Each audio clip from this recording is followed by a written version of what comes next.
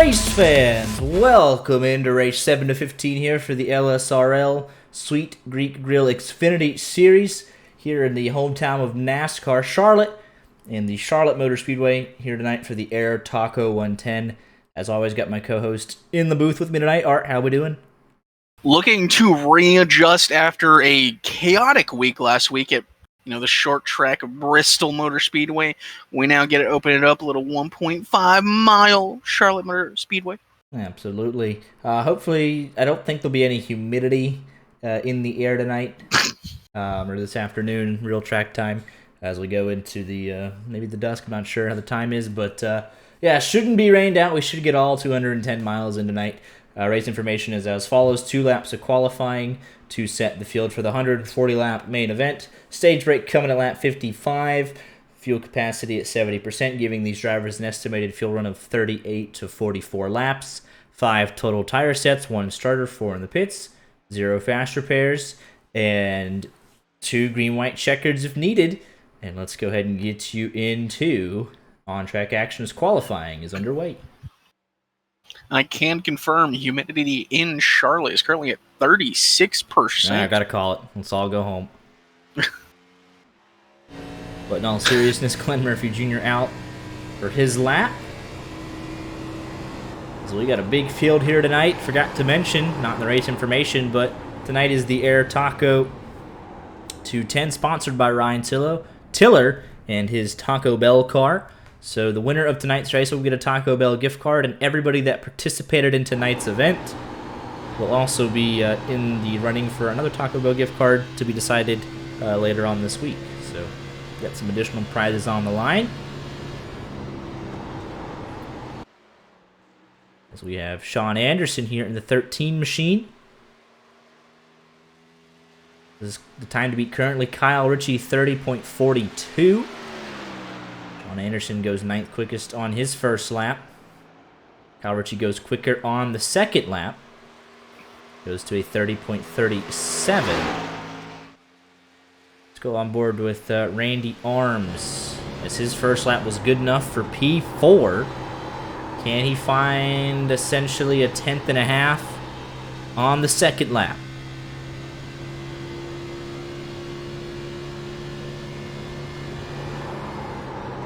K. Price now tracking for pole position, at least in the first half of the lap. His second lap, good enough for P1. William K. Price to the top of the board. Randy Arms' second lap, only improved by 100th of a second, but it's William K. Price making his debut this season, 7 races in, after a strong debut season last season. Currently top of the board. Glenn Murphy Jr. going P2. And I think he tagged the wall at a 2, will not be able to improve. Corey Blevins, strong run at Bristol, did not get the finish he wanted or deserved. Currently P5, his second lap. Does improve, but stays 5th quickest. Matthew Heel in the 53 as Nathaniel Landwehr slots into that 3rd position. In the top 6, separated by half a tenth. The man sponsoring the race and not putting down a great time. Ryan Tiller, 30.703, currently 19th. That was his first lap.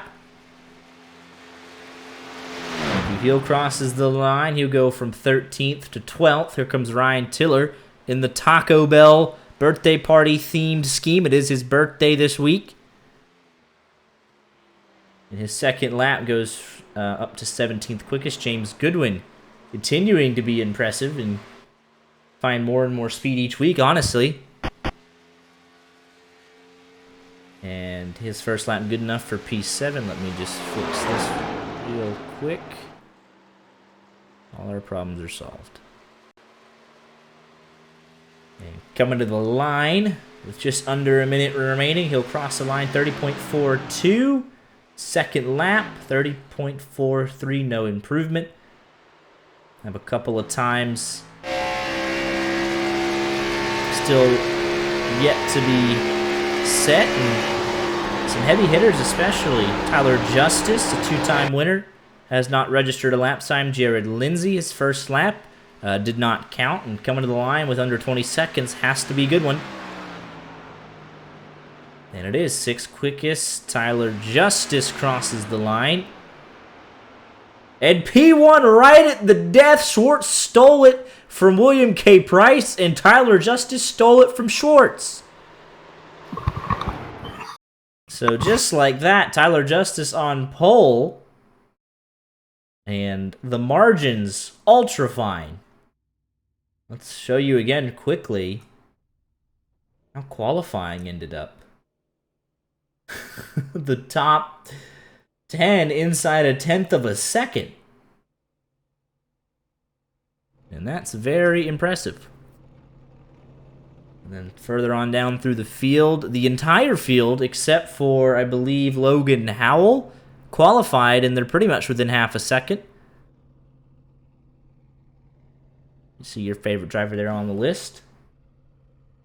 I really hope like these qualifying times translate a little into race pace. Don't need Tyler Justice stretching his legs and trying to walk away with it. So let's show you tonight's championship standings coming into what will be the 7th race of the season. This is how they entered into tonight. Tyler Justice, a healthy lead out in front over Schwartz. Randy Arms, Glenn Murphy Jr. have been trying to keep pace with him, and they've been having a consistent season. Then another drop-off from 5th to 6th. You can see there we're taking the top 10 in points back to Tony Scarbo, plus 2 wild cards, one with the most the highest average finish not already in, and then the driver that has attended the most races and is not eligible for the other wild card. You can see Matthew Heel, Eric Shields, Ferguson, Mueller, Casey Brown, Dolly all in the mix there. It'll be a 28-car show here tonight. Then further back here, Yen, Murata, Ruprecht, Payson Lindsay.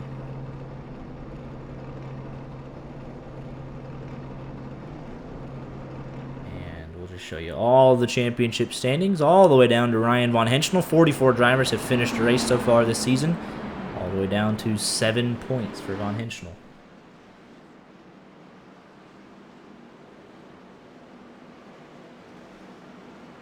We're getting ready for race time here. Tyler Justice on pole, looking to be a 3-time winner this season. Looks like Logan Howell might not be joining us. His 27th car is rolling off now, so I think it's just 27-car field tonight. I hope we got 2 laps because... No, they'll catch. They'll catch. I think. I mean, they're ways back. They should, yeah. Yeah, they should. Won't have a lot of time to think about it at the back of the grid, but they should catch up. Art, who's winning tonight? Give me the guy I've picked literally all season, Tyler Justice. Can go ahead and give me, in his debut, William K. Price running the American theme scheme. Obviously Memorial Day this past weekend. Actually, yesterday, and the holiday weekend, we had the race of Charlotte, the American theme schemes, and he's running one tonight. I think that'll give him some good luck. Pace car is off, 27 cars. We're ready to go racing. Green flag out in the air. We're underway for the Air Taco 210.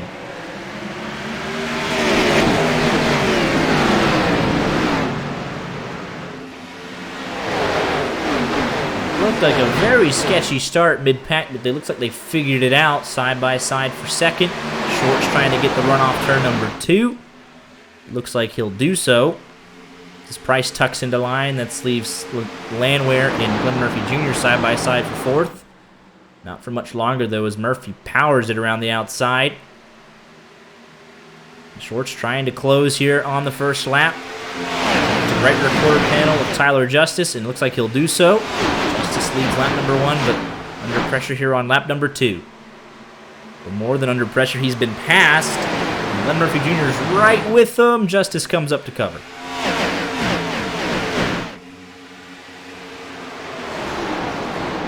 I might have been a little wrong about my comments. Tyler Justice not going to be able to get out there, stretch his legs.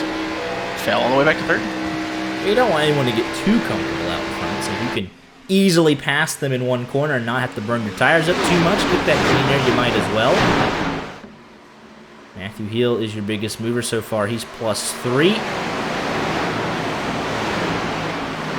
Right behind James Goodwin and You can already see a lot of side-by-side battles. This will be a good track to try and pass at. Should see some good racing there as at 51 comes up the bottom just a little bit tight.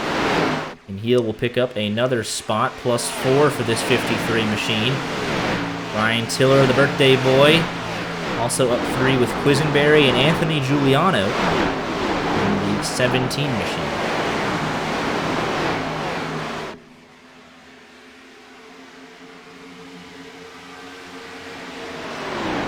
Schwartz out front. Tyler Justice led lap number 1. Schwartz and Glenn Murphy Jr. took it away. And now we got a battle for third here as Corey Blevins getting in the mix. Jared Lindsay, William K. Price side by side behind them.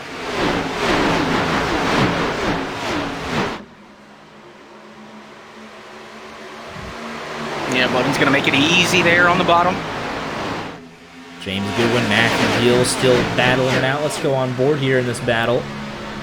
With Heel, Casey Brown right there in the mix. Landwehr on the high side.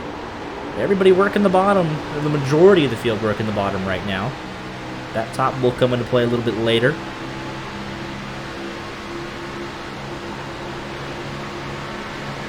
Ooh, Blevins able to get around Glenn Murphy Jr. He's now up to P2. Oh, contact there between Goodwin and Matthew Heel. There was a big stack-up effect through turn number 2.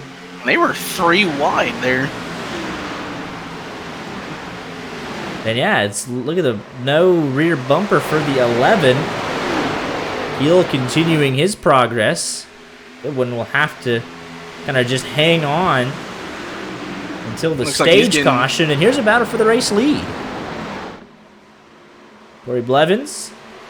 How about him? He's now your biggest bidder. He's +7, trying to make it +8 for the race lead.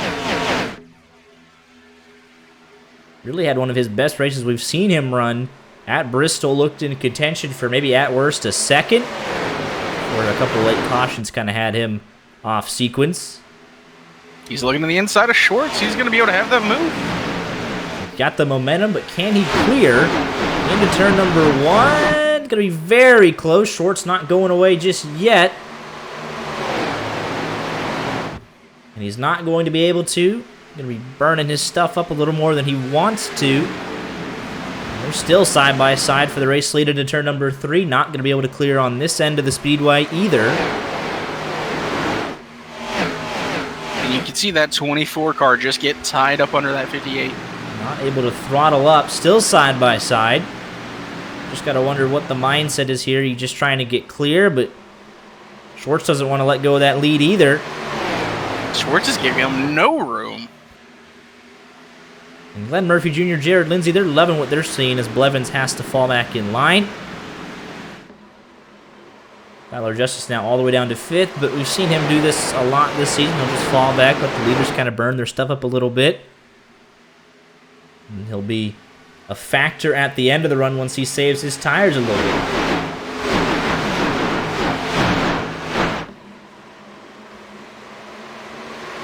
Not a single file. It's just how well can you wrap that bottom. Got a car on the wall. I believe that was Giuliano. And he'll lose a host of spots there. Von Henschel gets by. Josh Mueller trying to complete the pass. Another great-looking American-themed paint scheme. As Blevins really not going away here, but he has brought Glenn Murphy Jr. and Jared Lindsay right into this battle. So it's going to be a 4-way battle for the lead as Blevins pounds the outside wall out of turn number 2. You just saw it. He just had to use his tires a little bit more. And just like that, into the outside wall. I think that might be a preview of what we see later on in the run when Tyler Justice starts trying to make his way back through. And Jared Lindsay 18, will go 48. around. There are a lot of 8s up front, by the way. 58, 48, 18. Just like that, Jared Lindsay to the inside of Glenn Murphy Jr. Lindsay making part-time starts this season, but he is always fast when he shows up. Won at Kansas in a wild one. Look at this mess back here in the midfield. How about Randy Arms? Not normally where we'd see him, especially on Tuesday nights. He loves this Xfinity car. Kind of mired back in traffic, and you look out in front of you, just kind of hoping you could manage your stuff a little bit. As Cade Ferguson catches a piece of the wall, he'll drop back. At least to Casey Brown, lose out to Randy here potentially. Kevin Ritchie, the brother of Kyle Ritchie. Both brothers running inside the top 12.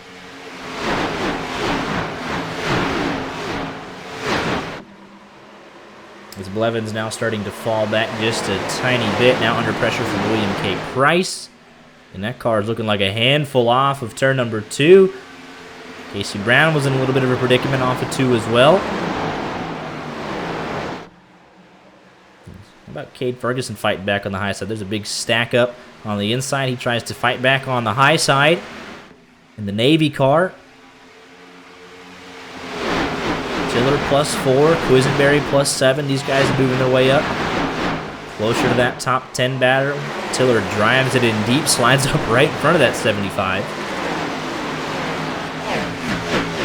As we have another battle for the race lead. This time it's Jared Lindsay on Schwartz, and that was I was going to say almost no contest, but Schwartz gasses it up early on the high side, gets a great run off of 4. And coming to the line, that would have been a dead heat, but give it to Schwartz by about 200ths or so.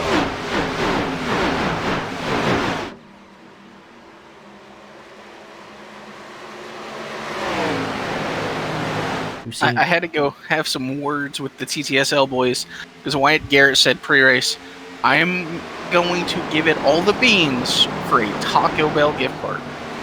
All the beans is 27th, but he did complete a lap. I believe he's eligible for it. At least the randomized one. He wasn't there, though. Apparently he left. Probably looking for that Taco Bell gift card back in 27th.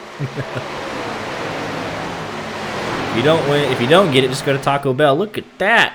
Landwehr coming up right in front of Arms. And I think about 8 cars, especially in this group right here alone, hit the wall off of turn number 2 last time by.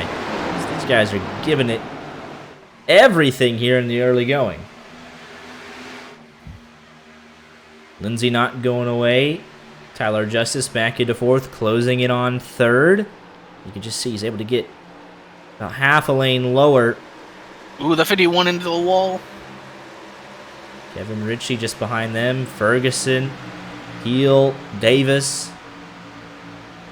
All battling it out. Charlotte's a great track. Xfinity's a great car.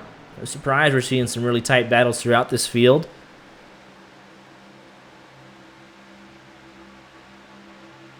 And able to maintain your momentum up on the bottom. That's at least what that 28's doing. He's going to drive it in deep. Hope it sticks. Trying to get clear. And he'll just barely do so right in front of that 53. And here we go. Jared Lindsay, round 2. Not able to slide up in front. Just gets a little bit tight on the bottom. Schwartz using that high side masterfully. I mean, we saw the same thing out of Blevins. He was able to get there, not able to make the move work.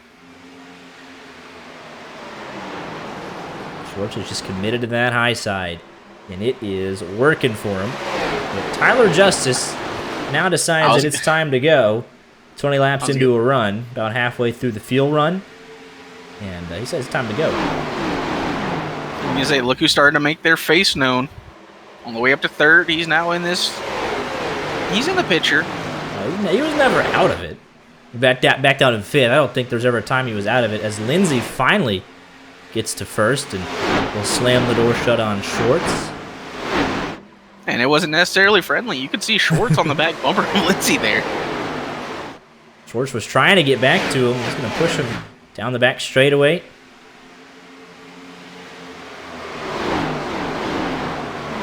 So we're about halfway through the first full. Let's crank it up for the first time here tonight, live on YJ Media.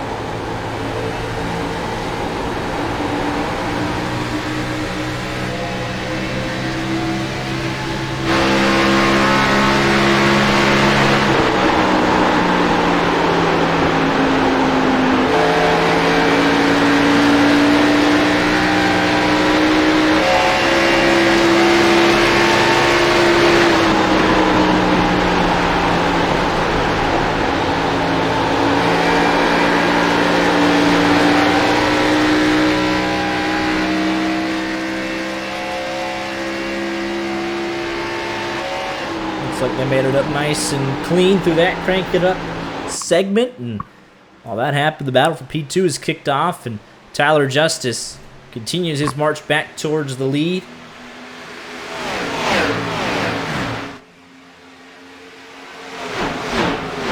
But it has been consistent for 3 drivers in a row now. Schwartz might get caught a little bit, but he's not going to make it easy. First it was Corey Blevins, then it was Jared Lindsay, and now it's Tyler Justice. He's just sticking to that high side. Going to make life difficult for anyone that might catch him.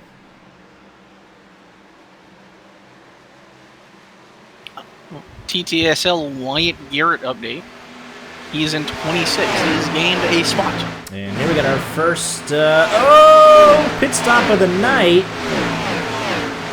Matthew Hill, James Goodwin, they can't make it to the end of the stage, so throw a little strategy into the mix. Bolt on some tires before anybody else and just go really aggressive, and then we'll see how it plays out from there. Missed a little action between Tyler Justice and Jonathan Schwartz. Justice into the wall out of 2. And he is all over the back bumper of Schwartz. Corey Blevins in on the next lap. Landon Quisenberry follows him right in. It's a challenging pit road, and Justice is chasing Schwartz all the way up the hill there.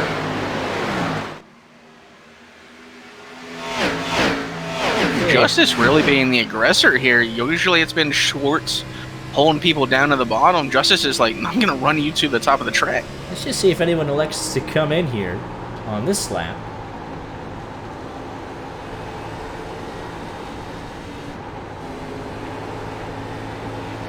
Looks like Joseph McGill will elect to take that dive down pit road.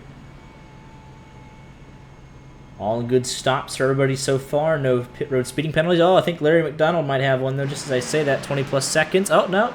Just really slow. Probably fixing some damage. 21.25 for McDonald. He's down and away. No penalties for anybody so far. Aggressive blocking from Tyler Justice. He was able to make the pass on short stick. So the top 21 have stayed out.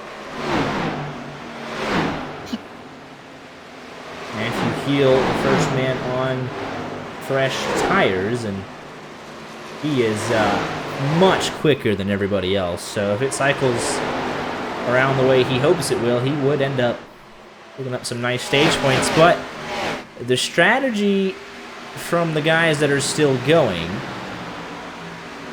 will just be a splash and go and hope that they don't get caught with the fresh tires, and they'll just take tires at the stage break. Practice in. It's 41.75 seconds, the entirety of pit lane for Matthew Hill. That's including the 14-second stop. So you lose 41 seconds. And 26 might be... No, he wasn't. He just got really out of shape. Ferguson coming in. Mueller, yeah. Thought he was going to try and get down the pit road, but... Battle for the lead. Tyler Justice trying to go to the inside of Jared Lindsay. Not able to make it stick. They will be side by side. So even though we don't have strategy in the sense of can you stretch out the stage, we have it in the sense of how do you make your first pit stop? 4 tires and full of Sunoco racing fuel, 2 tires, fuel only. How do you maximize your time on the racetrack and not in pit road? Matthew Hill already back up to 19th. He's going to catch Ferguson, Kyle Ritchie.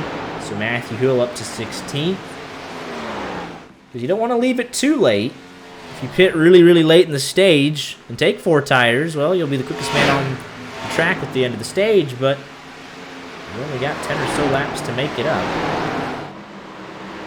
With the stage break coming here at lap 55, you pit at 40-ish, 10, 15 laps before the stage ends, and we have to commit to a splash and go at that point. Jared Lindsay saying, you will not get to my outside. I am getting the run off of turn 2. I'm getting the run off of turn number 4. Matthew Hill already up to 15th. I think we could also potentially see... Look at this battle right here behind the 2 leaders, though. 3rd, 4th, 5th, 6th. Schwartz coming in. William K. Price almost got caught out. Kevin Ritchie is in. But I was going to say, I wouldn't be shocked if we see maybe a 2-tire call here. I think we've already seen one, at least from Ryan Tiller's point of view. He was only on pit road in his box for 9.3 seconds. Pit lane time was 38 seconds. Because, I mean, But even then, you see Casey Brown that took 4. That's like a no contest right there. Matthew Heel continuing to fly. Glenn Murphy Jr. is finally in. Matthew Heel now up to 13th. Schwartz coming out. He only took 2 tires, or maybe just fuel only. Just be very careful on the exit. Don't want to get a penalty for unsafe pit release. And he was flirting with it. They're flirting with it there again, but look at the difference here in speed for Matthew Heel, about running over your leaders. And Tyler just says, you know what, that's probably a good time to get out of the way. Jared Lindsay. Oh, Tyler just, he locks it up a lot. He almost gets the car going around. He might have a penalty. Made a mistake at Auto Club a couple of weeks ago that cost him a potential 3rd win. We'll see if he's able to get it woed up enough. He'll go all the way down to box number 1. And he slides into his box. He's taking tires. Will it be 2 tires? Let's see. It's gonna be a 4-tire stop. And he nearly maxed out the fuel run, and he's down and away. Lindsay's still going. 42.2 on pit road, so that definitely helped him, though. Being pretty aggressive, and Matthew Heel, you can see it, though, 8 seconds ahead of Tyler Justice.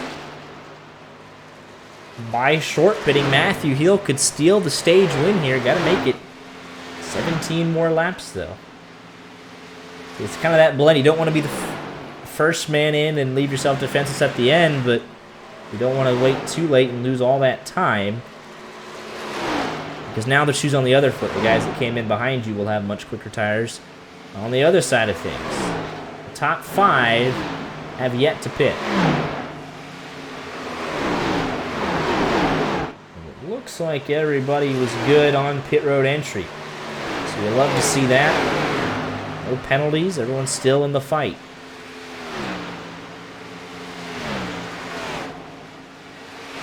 Can Randy Arms have a say here? He pitted at lap 30. Is that the right way to go about splitting it up?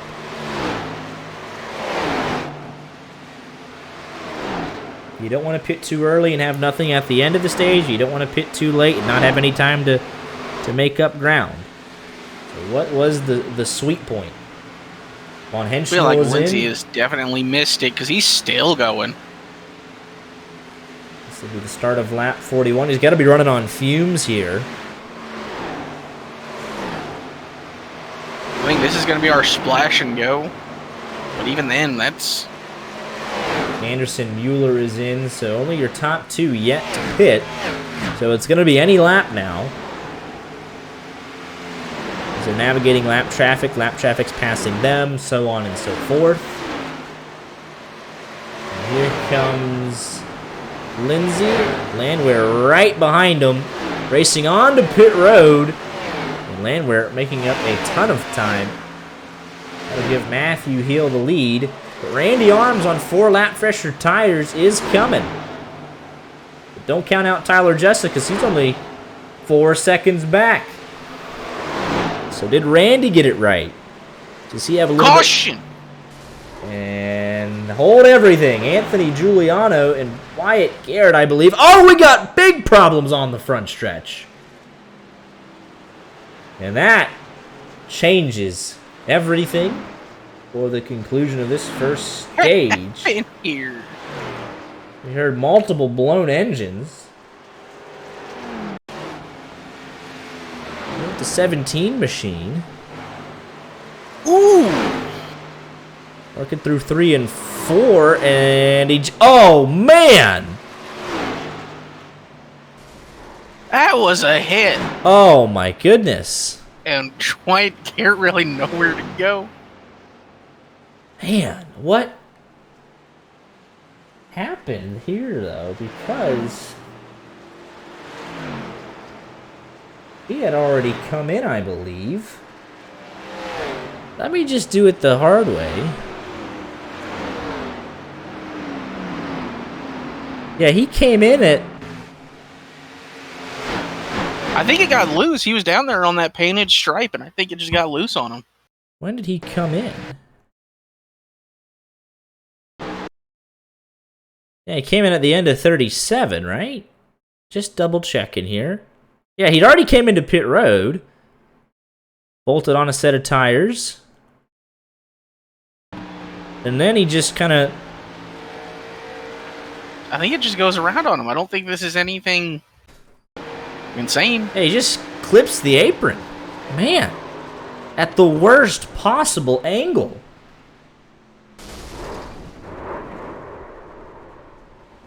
And that's 2 blown engines race done for both of these guys. Man, that is a crazy accident. Let's see the onboard from Wyatt Garrett.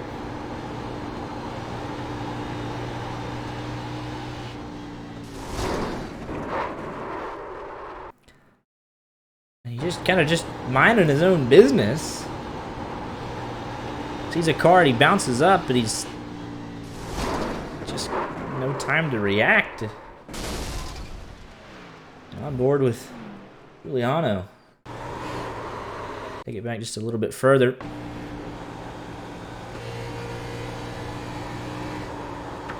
It's just the worst possible angle.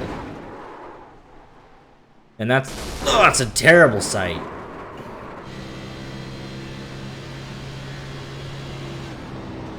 I know in real life that would have hurt like a mother. Oh, it'd be...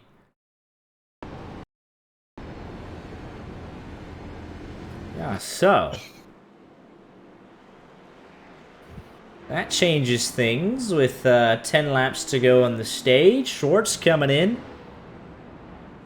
I believe for... it's gonna take tire fuel only, it looks like. No tires.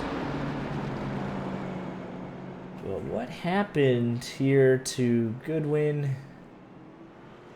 And Lindsay, are they coming back? Well, Goodwin I know has damage, so scratch that. He's gonna put a rear bumper on that car, hopefully, at some point. But I guess Lindsay's coming back in for tires.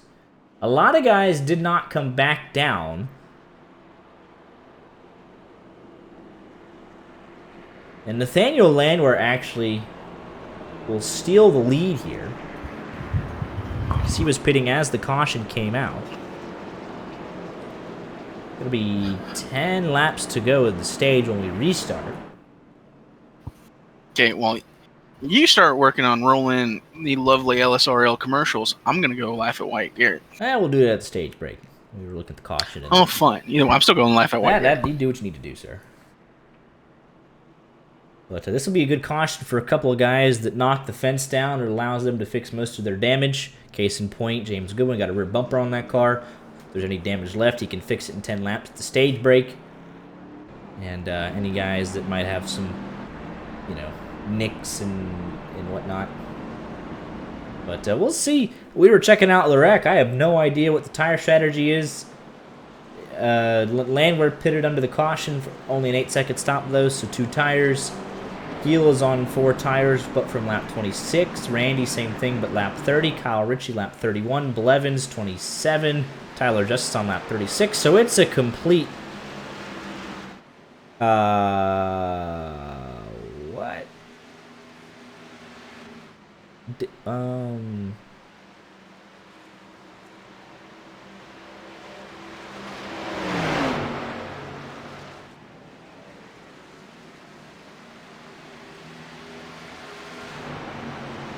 Okay, yeah, I don't know what happened.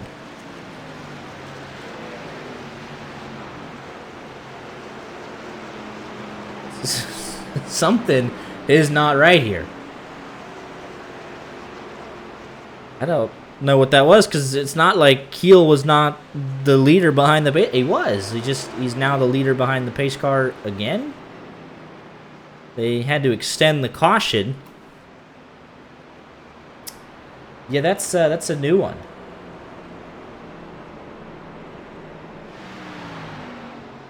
Everybody that all 25, and their shorts going very slowly.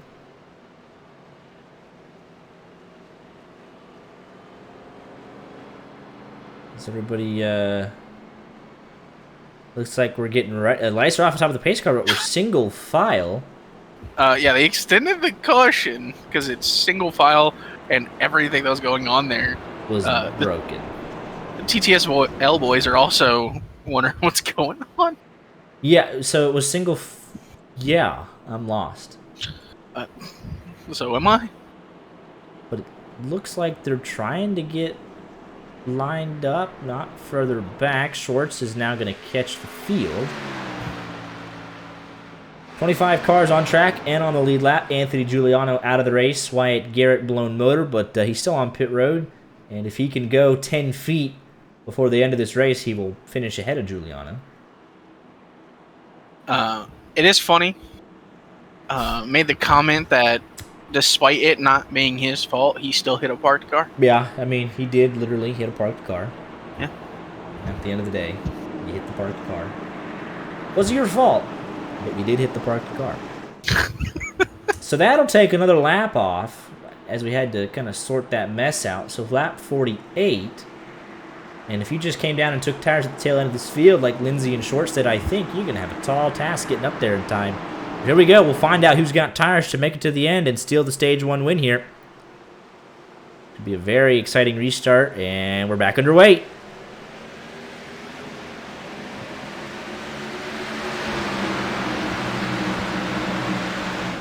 '76 with a little blinking action there. We'll see who's got tires, who doesn't, and who can fly to the front.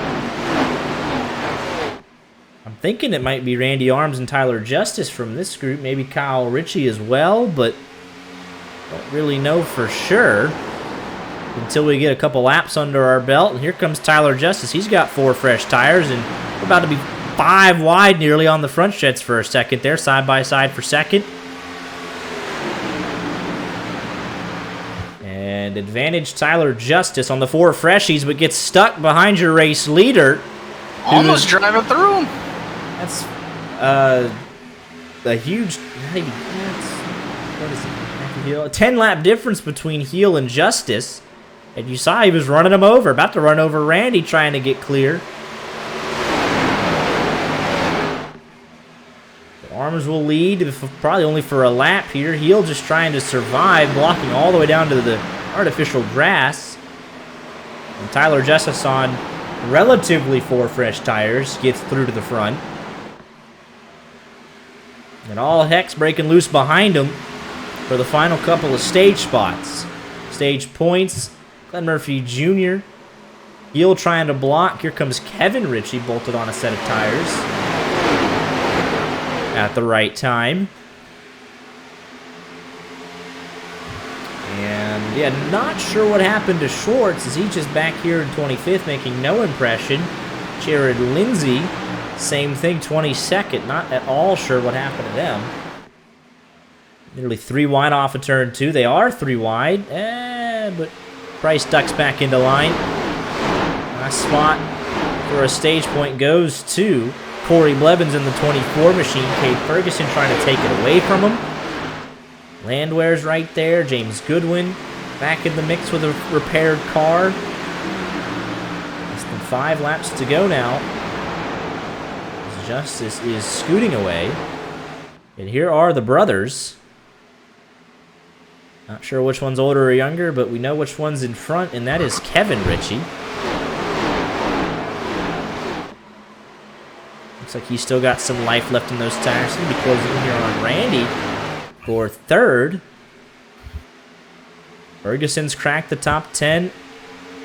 I mean, Goodwin's going to be charging. So is Von Henschel. Von Henschel, I think he came in at 42, so he burned a set. Very aggressive strategy, but trying to get some good stage points. Ferguson washing up in front of Goodwin. Von Henschel has now cracked the top 10. But we might... I thought Goodwin was sending it in there. We might have been 3 wide. William K. Price charging late. Kevin Ritchie has made it to 3rd, but he's on the same tire strategy as Glenn Murphy Jr. 2 laps left in the stage. We're still fighting it out. We might see Matthew Heel drop all the way out of the side of the top 10. He restarted with the lead, or he restarted in third, my apologies, but he's not getting the stage point. And it looked like he'd get a whole host of them. Goodwin now with the final spot. We come to the last lap here. We're still battling for all the spots ahead of it as well. William K. Price has caught up to Kevin Ritchie. Casey Brown might lose a host here of positions, but can he get a good run to get back by Michael Davis? But he puts it in the wall. And Price going to go for it in the final couple of corners. Tyler Justice will win the stage from Glenn Murphy Jr., and it's going to be a photo finish here. But I think Price going to have it. And all the way down to 10th. Yellow is out. Matthew third. Matthew Heel dropped 12th. So now you're in this predicament, especially if you're Von Henschel, where you've taken 2 sets of tires in the first 40 laps. You have 2 left. Do you take one here, go 40 laps, and then do you just kind of see if you can make it to the end with the, you don't have as much flexibility anymore. While we sort all that out, it is now time to run the ads from the incredible partners of the LSRL Xfinity Series.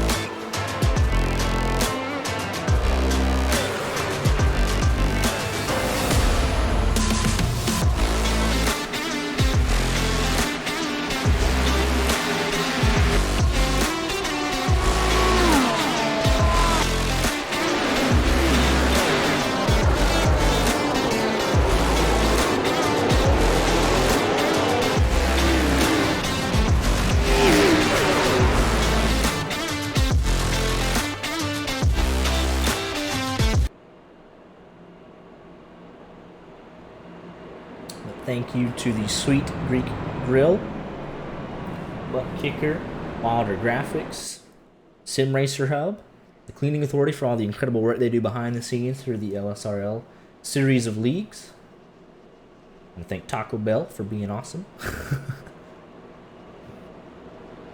25 cars, all on the lead lap. Anthony Giuliano out of the race. Wyatt Garrett still on pit road with a blown motor. Logan Howe did not start tonight's race. We're getting ready for the restart here on lap 61. Not sure why we went another lap. There was no lap down cars, but oh well. Gives everyone time to gather their thoughts, and it looked like a 4-tire stop for everybody, so a lot of guys just going to be very aggressive, it looks like, with the tire strategy. Only got one left for a couple of them. Von Henschel, one of them. And we're coming in to top off on fuel. Levins, so yeah, we'll see some guys trying to stretch it here. Corbin has to be the most intelligent person here right now. Whoever leads at the end of lap 140 will win the race. By the way, that's not even technically true because we could have overtime. It's not a guarantee that whoever leads lap 140 wins the race. I'm telling you right now, whoever leads at lap 140 is going to win the race. I mean, we've had one green-white checkered. Well, actually two, because we had two at Kansas. One race, 2 attempts ever in the 3 seasons we broadcasted this. So the odds are astronomically low, but you cannot say with 100% certainty that is the case. But the 3 guys that came to top off for fuel were the 4 guys: Landwehr, Blevins, Schwartz, Lindsay. We'll see what they have up their sleeve. They want to go probably 60 to 100 and then 100 to the end. Just make it that much easier. I think the guys that pitted on lap 57, which is the top 21, they should be able to make it to 100 because they saved into the yellow, but they might have to save a little bit during the run, whereas the guys that pitted on lap 59, not so much. Every drop of fuel counts, and we'll see how it goes. Tyler Justice gets us back underway and has a great launch. 3 car lengths clear before he gets to the second dog leg. Glenn Murphy Jr. caught sleeping.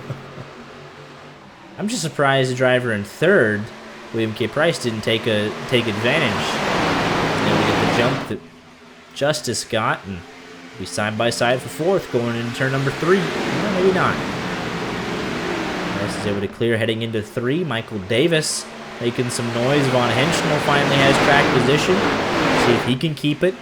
Goodwin with a fully repaired car back in the mix for a top 10. Who did a nice job getting that bumper put back on. At 28, very squirrely, nearly put himself 3 wide.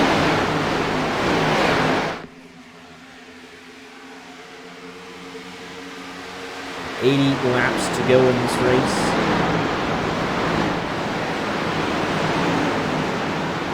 Does head from day to dusk. Quisenberry nearly in the wall.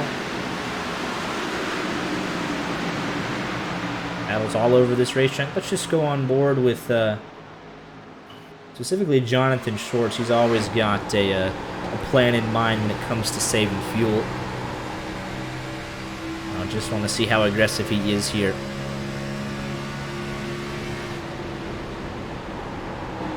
Fuel saving only for Landwehr, but like I said, if you pit it on 59, you should be pretty good to make it. He just wants to be that much sure of it. And he's the only one of those 4 doing it. Landon Quisenberry has set the fastest lap of the race, a 30.27. He is your biggest mover, plus 17 with that pass on Michael Davis, trying to go right around the outside of Randy Arms as well. And to the back bumper, William K. Price. He does catch the wall a little bit, but this 75 is moving to the front.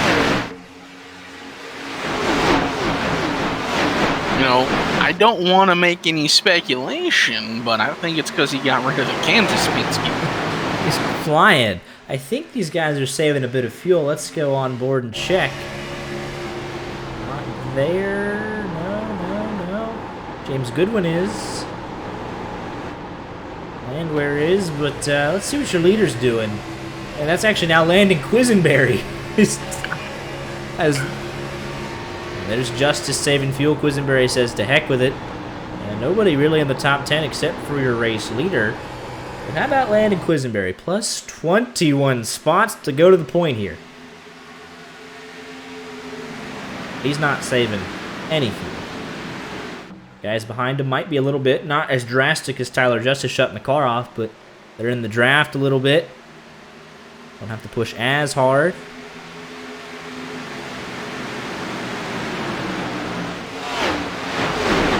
It's just a hornet's nest for pretty much, oh, I don't know, a 7th, 6th, falling back all the way to 25th. Quisenberry is cleared by 0.8 of a second. He's got clean air out in front. He could start saving fuel if he wanted to. But why not? Just run as hard as you can and see where it gets you.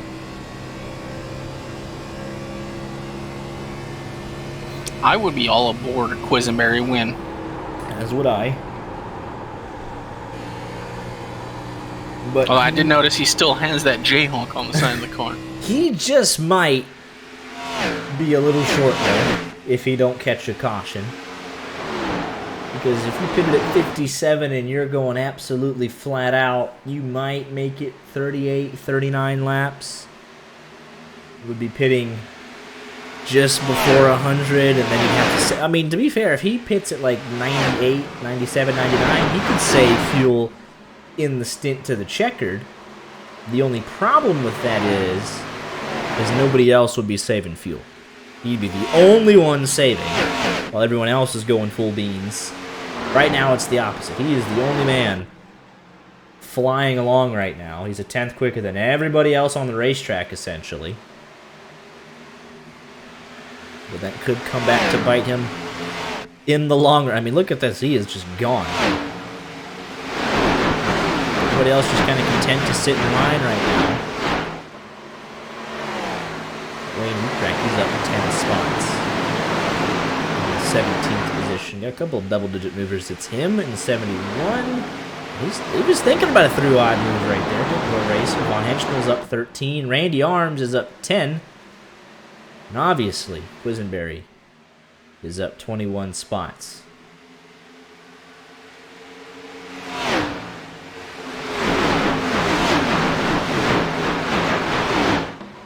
Ferguson trying to go around the outside. Kevin Ritchie. Michael Davis right there in the mix. The imagery was hilarious, though, because everyone was kind of riding the bottom, shortest way around the racetrack, trying to save a little bit of fuel. And Quisenberry's like, well, I'll just go wide open nearly around the top. No one's going to stop me, and I'll just fly on by. And it's not even in this camera shot. You see Tyler Justice. You do not see Quisenberry in the shot. See, oh, this is a great battle for the lead. Look at all these guys. No, he's about 1.7 seconds up through. There he is. We might have a battle for second here. William Price looking to challenge. Not even challenge. Tyler Justice is just going to give it to him. Well, Justice says, you know what? I'll take someone in front of me to draft, and I'll save some more fuel. Let's just take another look and see what the strategy is for the 6 machine. He thinks he's saved enough. They're now running. At least Price is running faster than Quisenberry.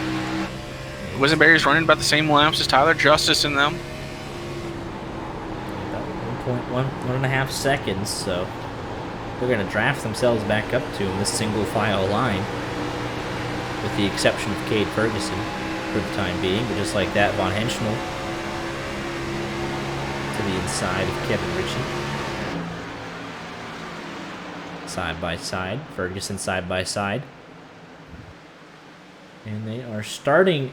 William K. Price is starting to run down Quisenberry. Slowly pulling along Tyler Justice as well, who's now about a second back, so Quisenberry burned his stuff up just a little bit. On the high side, going full beans around about 6 to 7 guys, so William K. Price could be looking to lead laps.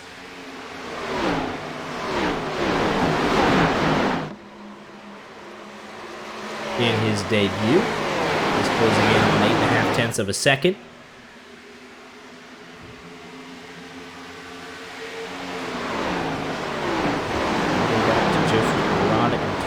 fifth. 8 seconds separates the entire field.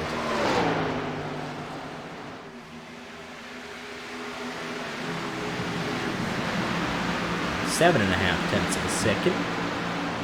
Gap from third to first, relatively stable at 1.3 seconds.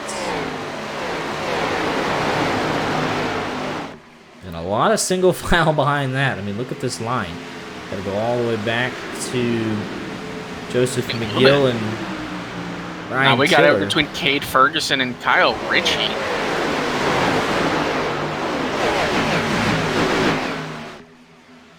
That 45 machine now getting active. Von Henschel right there. It's the battle for 8.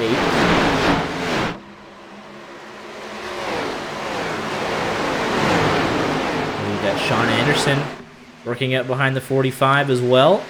So getting a little racy just inside the top 10 here. 25 laps to go for the final stop of the night, potentially for this field.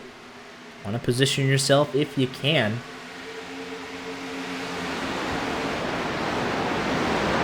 Laps will slowly click off quicker and quicker and quicker, and then all of a sudden you realize Quisenberry's into the wall there. Price is closing the gap even more. Now it's half a second, 4.5 tenths, 4 tenths. It is closing all the while. Bringing Justice, Murphy, Arms, everyone back into the fold here.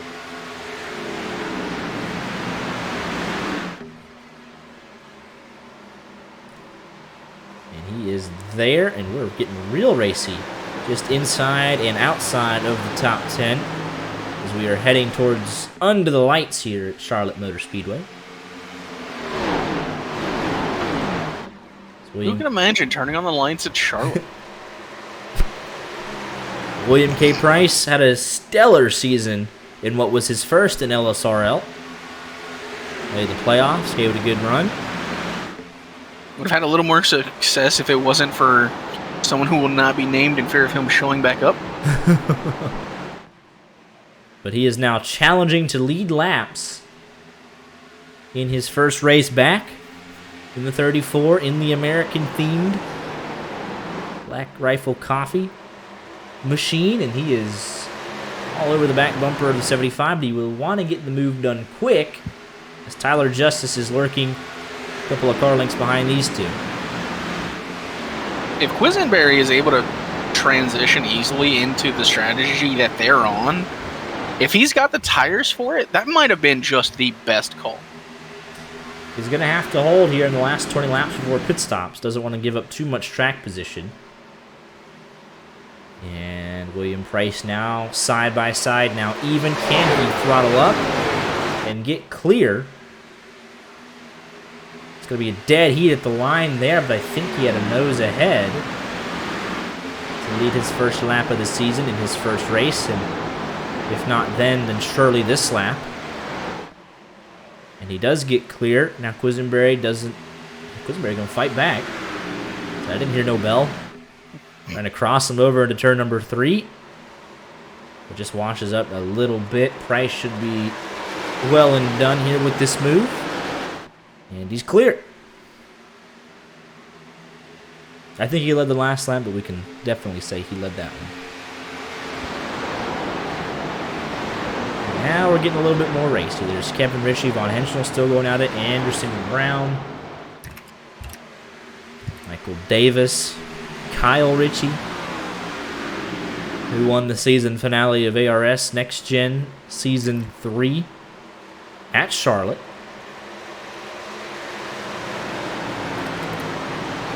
So he knows how to get around this racetrack. Tyler Justice quickly dispatches Quisenberry for second. We're going to try and do the same thing here for third. But again, we're quickly closing in here, 16, 15 laps to go. If you're Quisenberry and you fall down to 6th, 7th, you're like, all right, I just pit on the same strategy. I've solidified myself a top 10 potentially.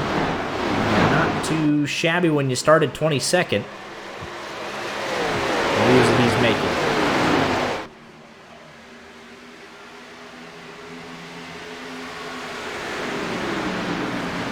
still hanging tough. Probably about 16, 15 laps from being able to make it in one more stop. Everybody pitted on lap 57 except for Corey Blevins, Nathaniel Landwehr, Jonathan Schwartz, Jared Lindsay. Those are the four that double stop, top off with Sunoco Racing Fuel. They will have a tiny bit easier time getting to that magic number of 100, 101.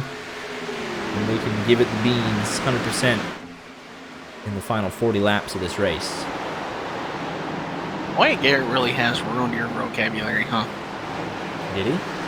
You've said "give it the beans" multiple times now. It's a very fun saying, I'll be honest. Quisenberry is dropping like a rock. It's like Kevin Ritchie, an aggressive move there, dispatches Sean Anderson and Quisenberry on the back straightaways. So Quisenberry not able to hang on with his tires, or maybe trying to save fuel at the back end of the run.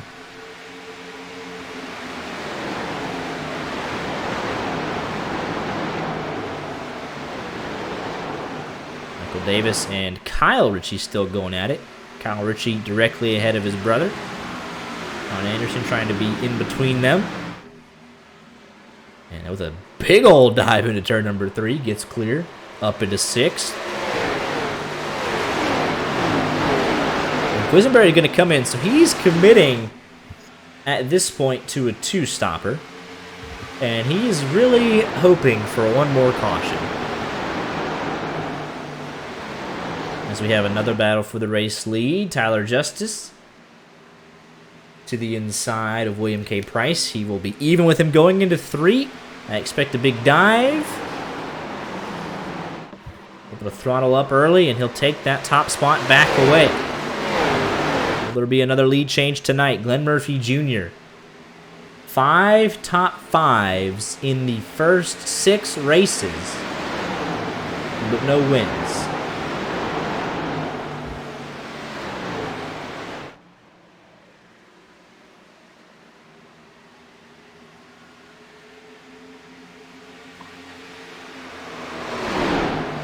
Quisenberry pitted on 87. Joseph Murata pitted on 81. Larry McDonough pitted on 86. So they've also committed to a 2-stop strategy.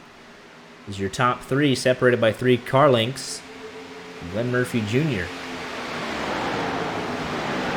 6 top 6s in 7 races is a great stat, but you'd love to add a win to your resume at some point. I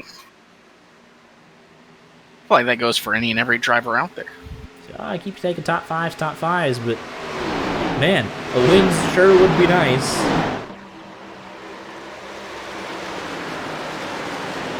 As Kyle Ritchie desperately trying to clear this 57, that 57 being a very tough pass, has brought Sean Anderson to the back bumper.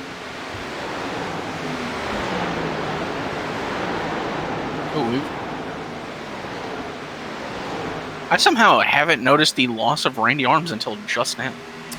It's been over 8 laps. That's a good point, but I already know what caused it. He was blinking a tiny bit, I believe, and dropped due to, upload packet loss. I hate that I knew what was going to happen, but a big blow to his very good consistency. 2-time winner, actually won the first 2 races of the season. Has had some continued success since then, but not tonight. It'll undo his race and leave him in the 25th position tonight, as we are literally battling all the way back through this top 20. Goodwin, Eric Shields, Quisenberry flying on his fresh tires. Hates to see 2 wide in front of him.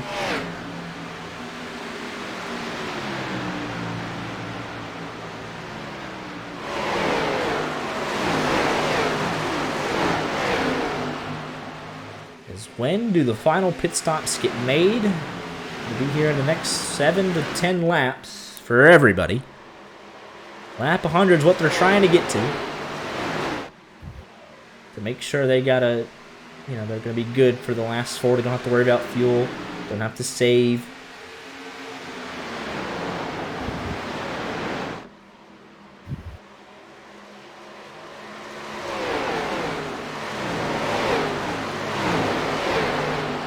Daniel Landwehr is leading the group of the guys that pitted on lap 59, so we'll watch him, see if he has an easier time in the second stint after the stage. He's still saving a little bit of fuel.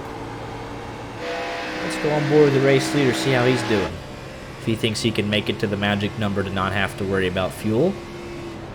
And I'd argue that he would, considering he's not saving anything. Landwehr is still saving. Blevins is not. Tiller is not. Mueller's, yeah, so really nobody. We're going to have 3 wide. Quisenberry getting around. A host of others. Almost drove through Casey Brown. And he's got to do this because he's on a 2-stopper. He doesn't have to save tires or fuel the rest of the race. He's just got to go qualifying laps every lap to try and make up for something. He's back down in 22nd where he started. All this traffic does not help, especially when they decide to, get into his way. Welcome back, Randy Arms. He is reconnected to this race. Just hoping for some chaos to pick up a couple of cheap spots. Quisenberry absolutely flying through this field. Will unlap himself the hard way here shortly. Tyler Justice continues to lead by 3.5 car lengths over Glenn Murphy Jr.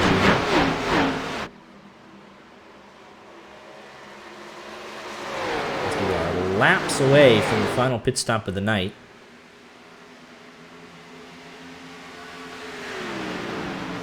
And this top 10 completely unsettled. Randy will have had fresh tires put on his car by force since he towed back to pit lane after it reset him, essentially. So he will also be flying through this field. Quisenberry inside of Kyle Ritchie for 5th on track. Position-wise, but that's where he is on track. Sean Anderson about got run over. Sean Anderson in 4th in all of this. Also making part-time starts, but showing good speed when he decides to show up as well. And with a little bit of free air for Quisenberry, you imagine he unlaps himself pretty quickly. There's Josh Mueller, Eric Shields going at it, 26 versus 27. Battle for 18th currently goes to Mueller. And here comes Quisenberry again flying up. There's 2 more cars. And they'll give him the top, and he'll just sail on by. Don't wreck the race leader, don't wreck the race leader. And he'll be cleared down into 1. He is back on the lead lap, 22 cars. And he'll fly away. Kate Ferguson, the first man to blink, pitting right at lap 100. So he said, all right, 40 laps, we made it. 40 laps to the end. I'm going to bolt on these fresh tires. Try and get myself a good finish here. So that'll probably start the accordion effect.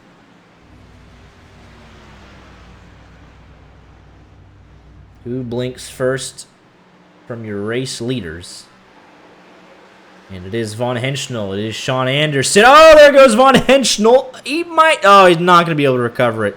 He hit the inside wall, and it got him stuck sideways. I'm going to say if he could somehow just slide in and keep going, he might have been able to recover, but that is not the case. Sean Anderson was able to make it no problems. Eric Shields, no problems. He might also have a speeding penalty with how aggressive he slid through the commitment line. Ooh, Glenn Murphy, he's going to come in out of P2.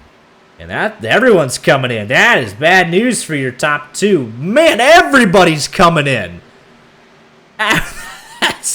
We're talking about the accordion effect. That's everybody. McGill, Quisenberry obviously not on the same strategy. Neither is Murata, but everybody that could be on the same strategy except for the top 4 came in. And they're all going to try and leapfrog this man, Tyler Justice, who says, yeah, I'm kind of forced into pitting on the very next lap. Nathaniel Landwehr says, to heck with it, I'm doing my strategy. Just give me that lap lane. Mueller's coming in. Quisenberry obviously on an alternative strategy.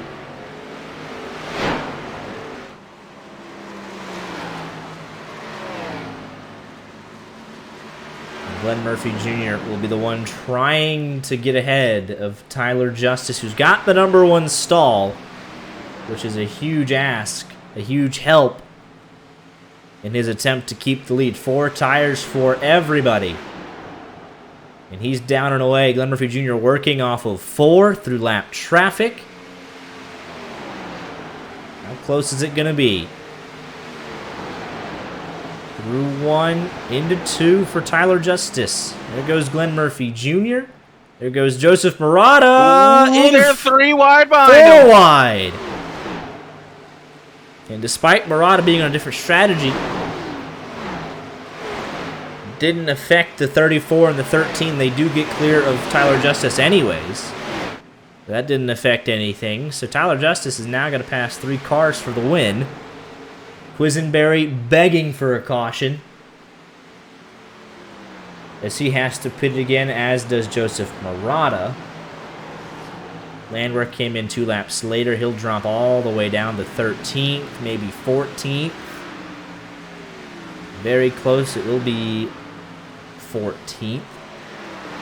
And just one man yet to finish the cycle here. Actually 2, Murata as well.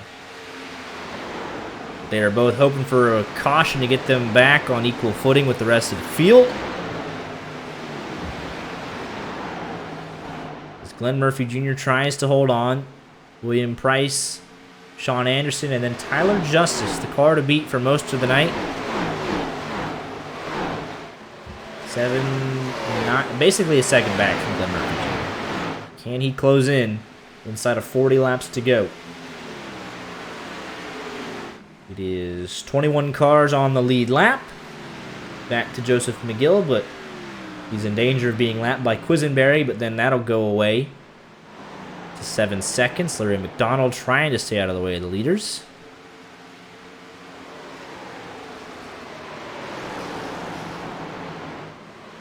We go to the high side. Everyone else choosing the bottom, shortest way around the racetrack. Jared Lindsay, 3 wide. Around Mueller. As something happened to the 18 machine. So he is now down at the 24th position. Something happened on his sequence of pit stops. Tyler Justice trying to dispatch of Sean Anderson, trying to dispatch of William Price and Glenn Murphy Jr. Anderson going to the high side, trying to defend. Glenn Murphy Jr. backed it off just a little bit, trying to save a little bit of tire for when Justice gets there. Because Justice has 1 lap fresher tires, and we know how important that could be. Just a little bit extra is all you need. Sean Anderson's going to come up and just like that. Sean Anderson trying to go to the point. This is the race for the net lead right here. Inside of 40 to go, essentially 30 to go next time by. And Tyler Justice is going to follow Anderson right around the top. Now switch back to the bottom. I'm surprised Glenn Murphy Jr. is taking it this easy. You especially don't want Tyler Justice to get ahead of you. They tried to block. Sean Anderson to the net lead of this race. 3.6 seconds behind Quisenberry. There it is. There's the margin. 2.4. They're rapidly closing. 30 to go. Next time by. Tyler, ooh, look at Tyler just going all the way to that high side. If you give him the lane, he'll take it. Could have had 3 wide here for second. They're doing all this battling, and they're racing a second and a half quicker than Quisenberry on older tires, obviously. And we're at 3. Oh, Tyler just backs out. Trying to split the middle. Glenn Murphy Jr. now to the third of this trio. Is he just saving tires, playing the long game? Anderson not going to give up that top side. Going to make Justice do it the hard way. And try the slide job. There's Quisenberry, 1.5 seconds up the road. Root rack even on fresher tires. Unlaps himself temporarily. And we head back here. And that has brought Matthew Heel and Shorts, Kyle Ritchie into this fight. Look at this fight for the win here. How does Quisenberry affect this? He is your race leader. But what lane will he choose when these 5 catch him? Because they're here.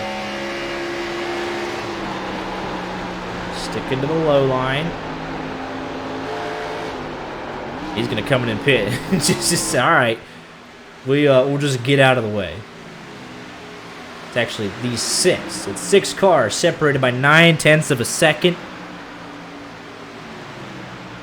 Coming to 25 laps to go. They're coming up on a little lap traffic. Wayne Rubrich. Kyle Ritchie making a pass for 4th. He was always very respectful of the leaders every time they get to him, but he's got a couple of laps to not have to worry about it. Quisenberry down and away for his final stop. We'll do a lap down and try and get it back a little later.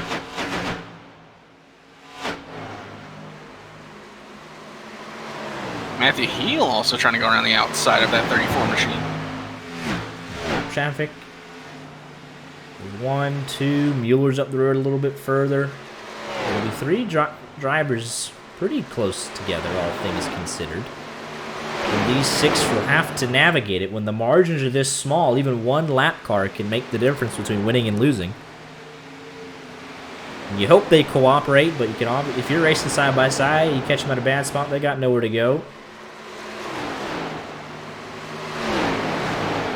Especially if you see something like that in your mirror, you see Sean Anderson go to the wall, Tyler Justice go to the line.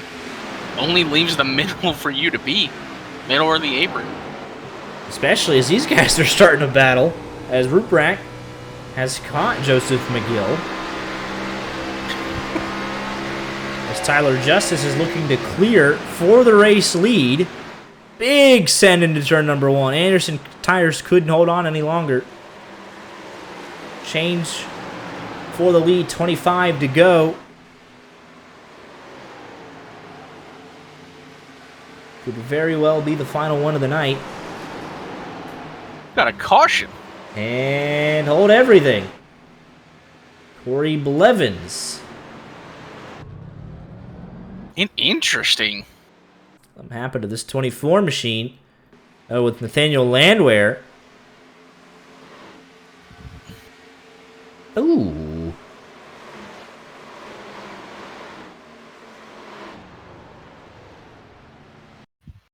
Don't know what happened here. I mean, I do, but I don't know why it happened.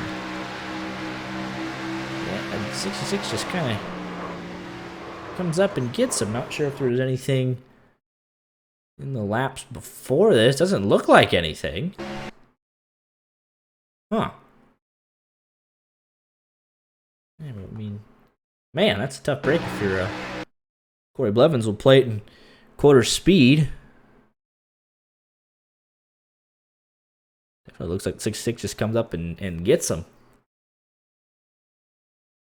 And Quisenberry's like, you gotta be kidding me. That couldn't have happened 5 laps ago.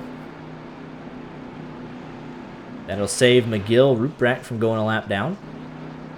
Great news for them. It's James Goodwin. Going to stay out on the racetrack with 23 laps to go. Don't know that I necessarily agree with that. I don't think I agree with that at all. Joseph McGill going to do the same thing, but we've seen how important the tire difference is here, but I digress.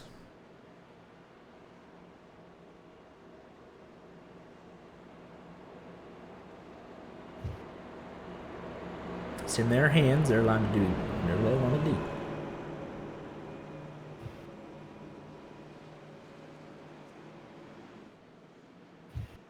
We'll see how they get on.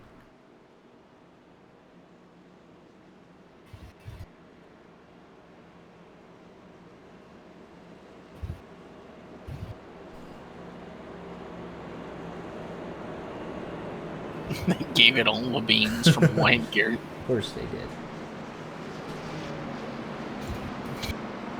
Why would they not? This late in the race.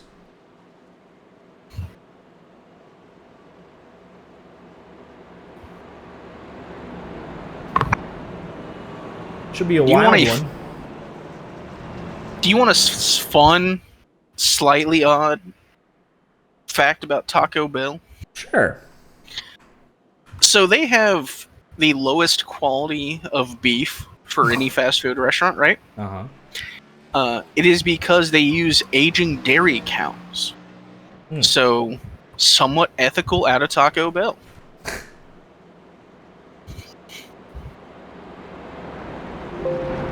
Interesting. Fun fact. Fun fact.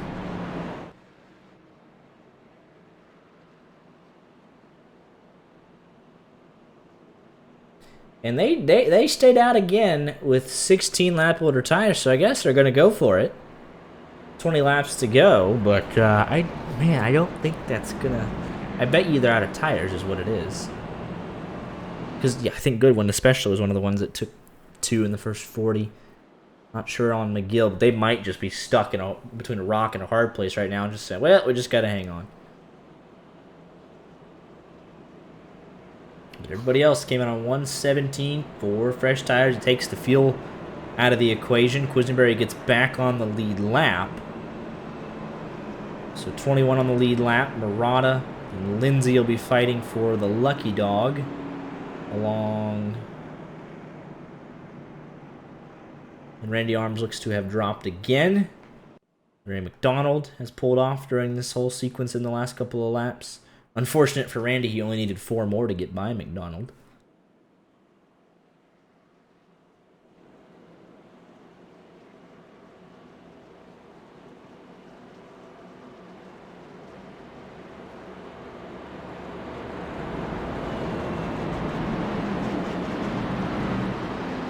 Levin's coming in again. He should have. I mean, it wasn't the hardest hit, but he obviously wants to come in and just double check, make sure everything's all right. Demian claiming there's rain in turn 2.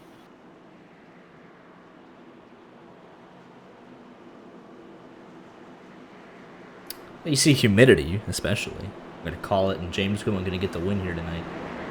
Levin's coming in 13 seconds, and he's down and away. He'll catch the field no problem.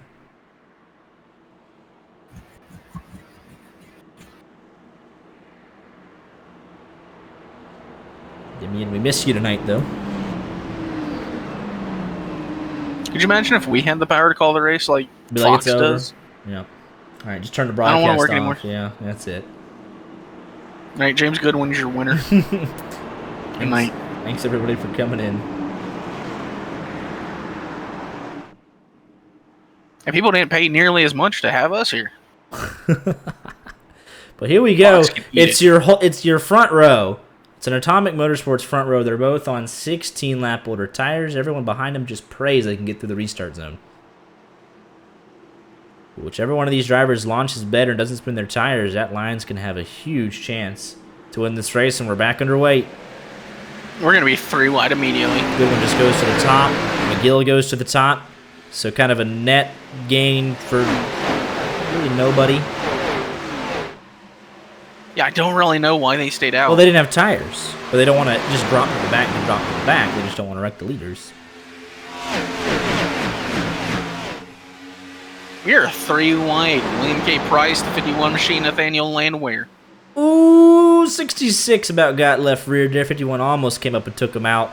3 wide is Goodwin. Just hoping he doesn't get KO'd here. 3 wide across the stripe. As Justice leads. Inside of 20 to go. Be qualifying laps till the end. Still 3 wide. And that is a unfortunate train to the inside for both McGill and Goodwin.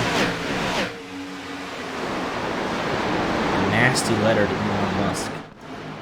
Are you using his satellite internet? Starlink or whatever they call it. And look at this mess. Through the entire field. Levin's trying to recover. Quisenberry trying to get up there. Lindsay has the battle for the lucky dog. He's got good speed if a caution comes out. We cannot call Elon. If we couldn't call Dale Jr., what makes you think we have contact? We can call, and this is Brayton Laster. That's what we got. Those are our connections at the moment. That's Look at that. I mean, that's a maybe. That's a definite maybe. Like, and the only way we get that is if, like, we get his girlfriend to guilt trip him in. Right? Like, he joined us for Indy 500 qualifying coverage. I think we could get him in the booth just to say, hey. I can call Corbin Simmons, renowned race control. Renowned. Infamous. Well, he was charged by Matthew Heel, though. Yeah, up to second. But that's really all Tyler Justice needs to see with 16 laps to go.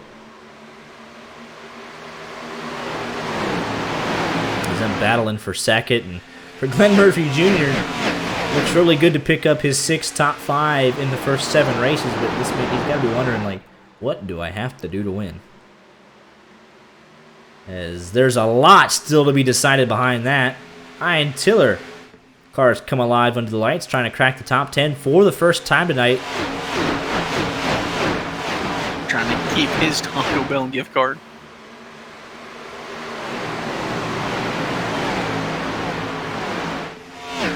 As you are, it's 25 laps to go. You're just out there. You're going to burn up all the rubber. And it looks like Randy's coming back one more time. He's going to try and get those 3 laps to steal 24th from McDonald. So come out and get up a mercy spot and say thanks, I guess. 1 extra point, why not? Never know how it could come in handy. It's about 4 or 5 cars hit the wall there. Blevins starting to head in the right direction. Nearly got pinched 3 wide between the 27 of Eric Shields and 26 of Josh Mueller. Rada's right there.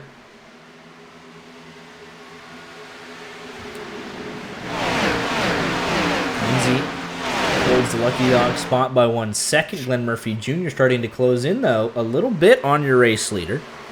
As he has gotten back by Matthew Gill, cleared him. And we'll try and set sail for your race leader.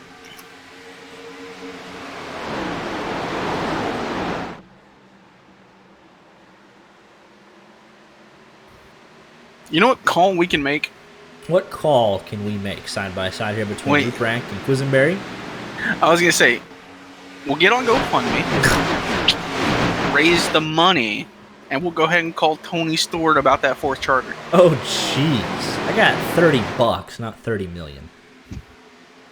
That's why we go to GoFundMe. I don't think GoFundMe in its entirety. Yeah, probably not. Hey, we're going to stick with your battle. I'm just kidding, but Randy will get that 24th spot here in 1 more lap, assuming Starlink doesn't cut out on him 1 more time. Just has to do 1 more lap. Once he crosses the line, that 1 more lap. Wouldn't trust anything Elon made. I explained it earlier before broadcast. If I go to twitter.com, I'm logged into 1 account. If I go to x.com, I'm logged into the business account. Like, how is that possible? The Bird app is broken. We will, if we buy that charter, we are not donating it to him. He can go halvesies with us. And here we go. Randy going to come off of 4. Going to cross the line, move into the 24th spot. There, it's official. There you go. That's the last year airtime tonight. And 2-time winner. There's a lot to be decided inside of the top 10 and elsewhere. Just outside of it, Jared Lindsay holding on to that lucky dog spot. You see the hands working on the wheel for several of those drivers. We'll wrangle these things in the closing stages. Inside of 10 laps to go. 3 cars out of the race. Larry McDonald, Anthony Giuliano, and Wyatt Garrett. I think Randy, since he got that 24 spot, will come in and park it finally.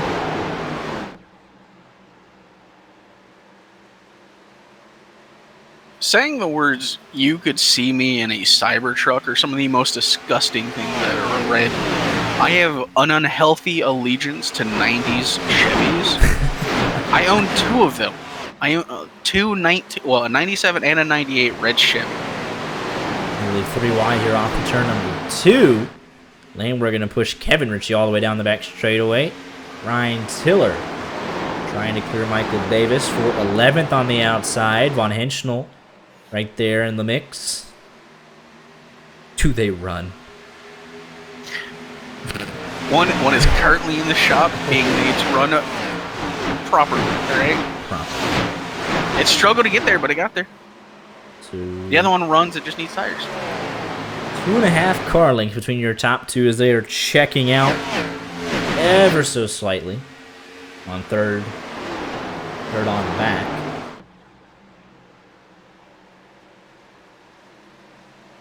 And Max can confirm that one runs because I beat him to Iowa in it. You broke several road laws to do that. You say that as if my truck doesn't have a governor on it. Well, all of a sudden you were next to me and then you weren't anymore. So what does that tell you? Tells you you're slow. I was going a decent amount over anyways. Coming to 5 laps to go. And here we go. Glenn Murphy Jr. closes it, yeah. From a car length, or from 2.5 car lengths on the last lap to a car length and a half with 5 laps to go. He is there. We will have a battle for the race win. He's in very clearly in the draft. He'll get a little bit of help on the front stretch and down the back stretch. I'm just shocked he's not going maybe a lane higher, trying to get some momentum. He's going to follow right in his tire tracks in the dirty air. But he's the one driving the car. He's the one that has closed in. 4 laps to go. A holy mess behind them for all the positions in the top 10. I mean, look at that scrap. And Glenn Murphy Jr., he has caught Tyler Justice. Passing him is an entirely different story as you're nearly 3 wide. Heading into 3. Coming to 3 laps to go. Just don't know that you can run the same line as him. You're going to have to make the move to pass him. Car length and a half, just inside of it, a car length. It's right in the tire tracks.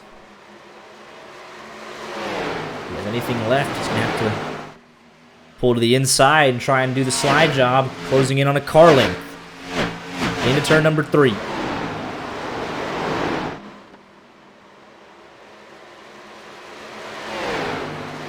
These guys in the class of the field tonight. 2 laps to go. The gap is 1 car length. Am I remembering correctly that these two don't necessarily, like, they're not necessarily fond of each other? I feel like that bumper has been used a couple times. They've raced each other pretty aggressive, but it hasn't been anything too drastic. And that gap still right at 1 car length. Hey, if you're going for a race win. Let's see how aggressive he gets here. Coming to the white flag. Tyler Justice going to have to be perfect. And Murphy Jr. in pursuit. Lost a little bit off of 4, but the draft gets him back to a car length and a half. As we start the last lap, what has he got? Gonna stay right in the tire tracks again. I see you got to maybe just try the high side, get some momentum. But here we go. Car length and a half. It's going to have to take a big, ridiculous send into turn number 3. Don't think he's going to get there. Glenn Murphy Jr., 6 top 5s, no wins, but Tyler Justice, it'll be his 3rd win in 7 races as he extends his lead at the top of the championship. All the way down to the 10th, and Michael Davis battling all the way across the line. Quisenberry top 20.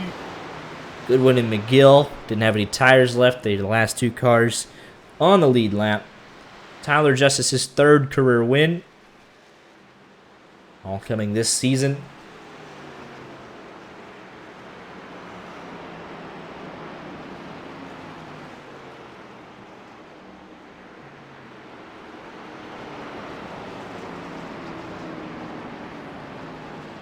And well earned. Had to fight through the field a couple of times. And he'll burn it down for the 3rd time this season. Could very easily be 4 or 5, but you know what? He's got the points lead. He's got 3 wins. Don't think he'll mind too much. As we did go the full scheduled distance tonight here for the Air Taco 210. He also picks up a Taco Bell gift card for his troubles.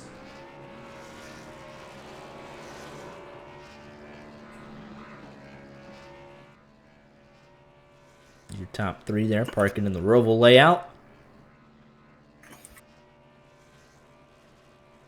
And he's already in the waiting for interview, so we'll go ahead and get him in here. You're with your race winner again, Tyler Justice, your third win of the season in the first 7 races, a dominant first half of the regular season. And tonight, a little extra for you. You can pick up a Taco Bell gift card for winning the race, and well earned tonight again, having to drive through the field a couple of times. Pitch strategy ever changing, but fastest car pretty much most of the night tonight again. Yeah, it was a fun race. Glad to get that Taco Bell gift card, so that's pretty cool. But yeah, it was a fun race. A little different strategy with the stage being a little further than our fuel could stretch there at the beginning, so that was pretty interesting. But overall, it was a good race. Not a whole lot of cautions, so that was fun. And but another week of battling Glenn there. He was fast to get tonight, so props to him. That was a fun race with him, and just trying to figure out the tires, and setup was super tight, especially with the low fuel. So you definitely had to manage your right front and try not to get off ahead of yourself on the beginning of those runs, or you'd be paying for it, at the end. So overall, fun race though. Glad to get another win. I wish we would have got those couple back a few weeks ago at Kansas and Watkins Glen, or we'll be talking about like five in a row or something. So hate we couldn't do that, but glad to get another one nonetheless tonight. So that was a good one. Yeah, absolutely. Again, maximizing with the win, obviously, but you're also picking up the stage wins hand over fist as well, so you'll really be in a good spot. And it was that strategy. It was very interesting to see how that played out in the first stage, and especially right after you guys came down pit road the first time under green, the caution came out, so that threw another wrench in everyone's plans, and kind of had to do some long term thinking on the fly there. Yeah, it was interesting for sure. When he told us the stage was 55, I was looking at the fuel and I was like, well, we're not going to make it there. So I actually debated on, coming in under green, taking fuel and saving a set of tires and just, giving up the stage. But ended up taking a set there anyway because I felt like we had enough sets anyway in the pits to make it to the end of the race. And then obviously we put our last set on there with like 20 to go. So it was a fun race overall. I'm still battling a sickness here, so trying to get my words out, but they're not coming out very well. I still got a hoarse voice, but able to get another one win here tonight, and we'll go try to get them again next week. Absolutely. Well, congratulations again on your third win of the season, and we'll let you get any shout outs in if you have any. Yeah, shout out to Legacy Sports as always. Shout out to everybody in the league for the run tonight, and thank you guys for broadcasting as always. Absolutely appreciate the kind words. We'll see you next week. All right, appreciate it. Yep. Here with your second place finisher, and I feel like I've said this interview a couple of times this season already, to Glenn Murphy Jr., your sixth top five of the season, but I'm up just about a car length and a half short again here tonight. What do you got to do to beat that six of Tyler Justice? I don't know, man. I feel like I don't even think we've won yet this year. I'm pretty sure we haven't. But no, hats off to him, man. He was quick all night, and I was trying to pace him there on that second run, and then just a 20 lap shootout there. It's hard to be the leader in that situation, so we kind of reeled him in just a little bit there with like 2 or 3 to go. But again, it's easier to be in second in that situation. It was going to take him making a mistake, and I knew that with 20 to go, and you get up here towards the front, you start racing guys like this. Some mistakes don't happen very often. So proud of the second place effort, and feel like Tyler probably had the best car all night. So it's the way it shaped out. What do you think would have happened? We got that late race caution, kind of made it a sprint to the finish, but there was some strategy going on there. A couple of you guys came in a lap before him. You, Sean Anderson, and I think one other were able to leapfrog him. How do you think that would have played out if it would have went green to the end there? Man, I really don't know. He had a lap better tires on me, but I saved really hard. I knew I had a second and a half when I came out. Felt like I got through that exchange really good, and then I just let those guys catch back up to me. I was going to run my own pace the last 40 laps. It's hard to say. I mean, in a perfect world, obviously it would have worked out for me, but I was just going to run my own race there and see how it shook out. But woulda, coulda, shoulda, woulda.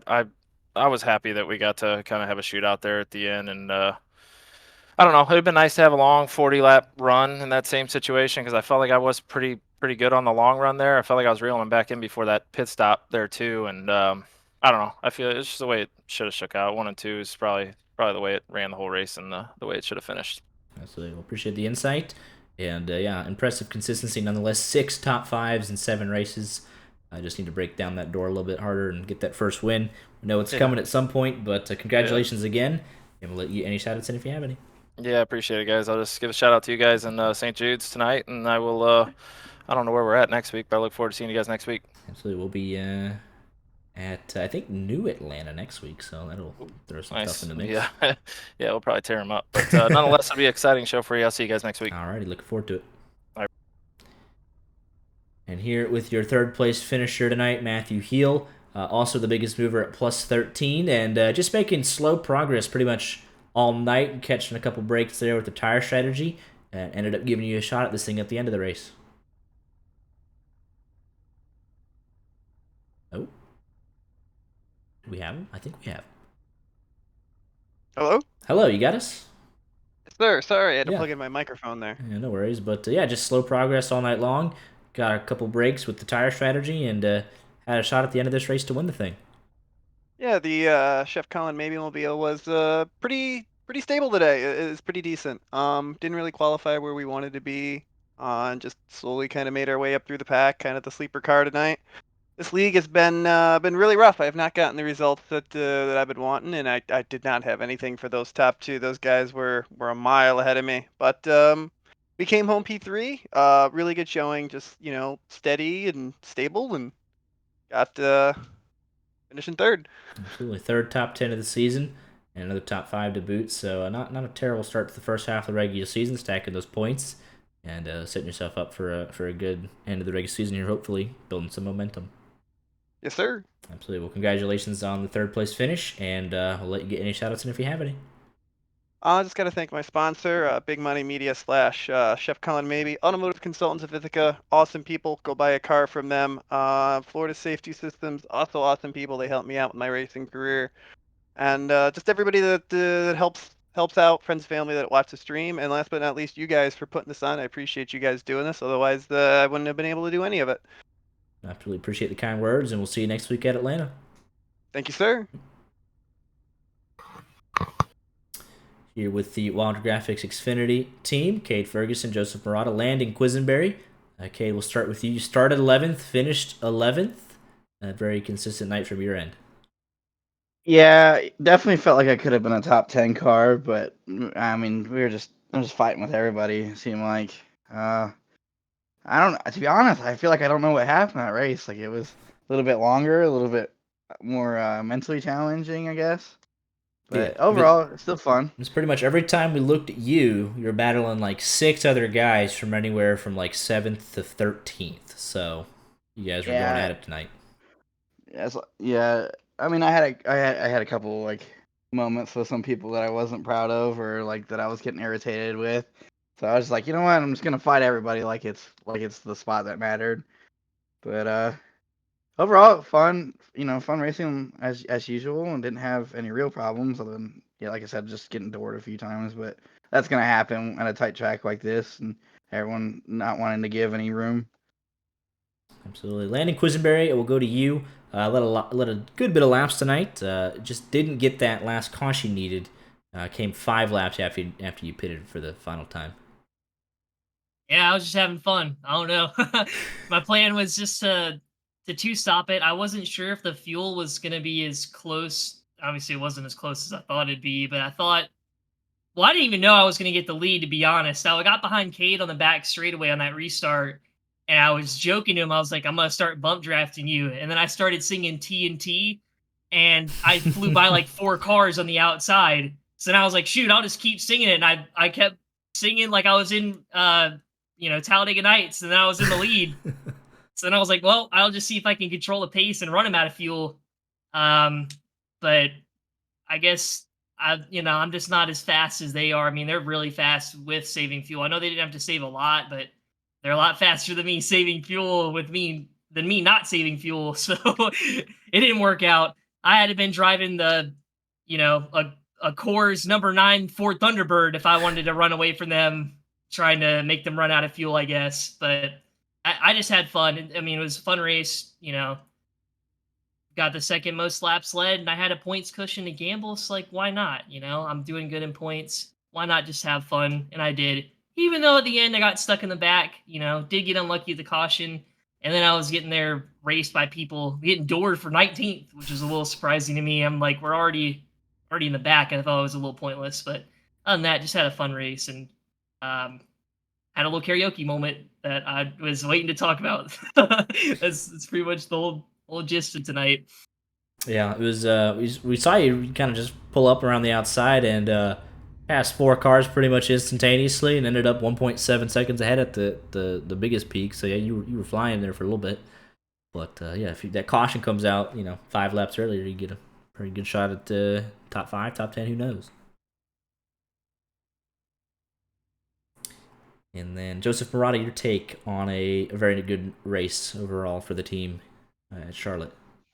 Yeah, team-wise, it was pretty good. I tried an alternate strategy that didn't pan out. I had just pulled in the pits there, and the caution came out, and I thought I was going to get the wave around, and James decided to stay out. So I would have been sitting pretty. Fresh set of tires. I had one more in the bank just in case, and just didn't work. So just had a fun night, long race. Kept it relatively clean. I had some fender rubbing with a couple guys, but that's NASCAR racing, right? So otherwise, good effort by the entire team. Absolutely. It was a difficult night strategy-wise, obviously, with fuel not making it to the first stage. And then we had the caution come out right after everyone pitted, and then obviously we had the one with 20 to go. So it was a challenging night strategy-wise, but that's what makes Tuesday night so great at the end of it. Appreciate all the time, and we'll see you guys next week at Atlanta. Sounds Yeah, good. be there. Here with Jonathan Schwartz, Nathaniel Landwehr, Ryan Tiller. We'll let them sing you happy birthday to sign off. I'm just kidding. But yeah, as your race, your Taco 210, we'll let you get anything out you need to get out first. We'll let you go. Finished the race, so that's a plus. Had a good supper, good birthday supper. Had the good old Mexican, There you go. Had to work, so all the festivities were this weekend. So Very nice.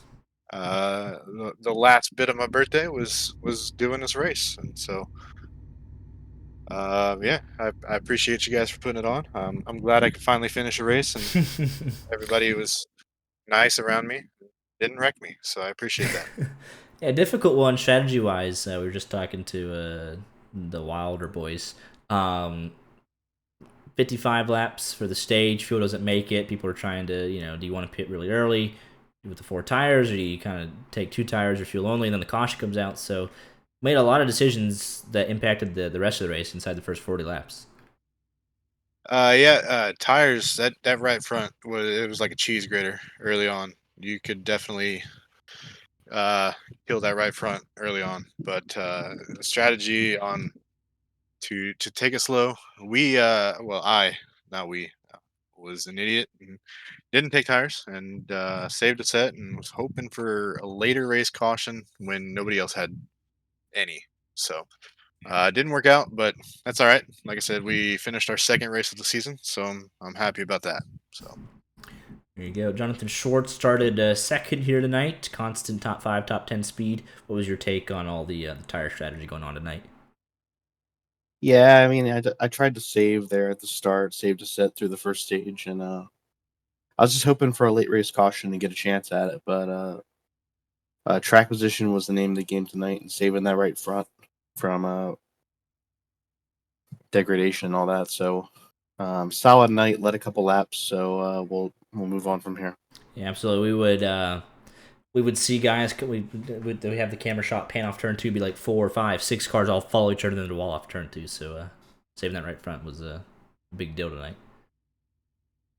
Yeah, I found that I could really arc the exit of 4 and keep it off the wall, so that helped a lot on the end of the runs.